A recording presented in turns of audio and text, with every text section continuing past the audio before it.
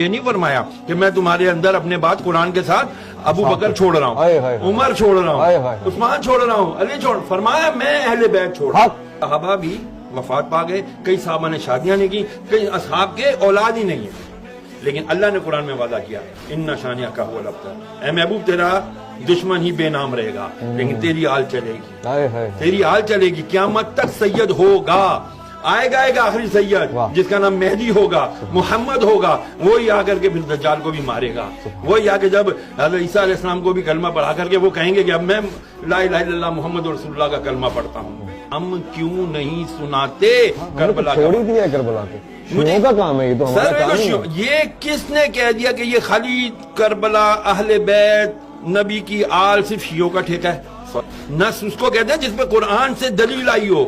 تو قرآن کی آیت مباہلہ نہیں ہے، آیت تطہیر نہیں ہے، میں تم سے کچھ نہیں مانگتا، نبی فرما رہے اللہ کی، میں کوئی کچھ نہیں سوال کرتا تم سے، الا المودۃ القربا،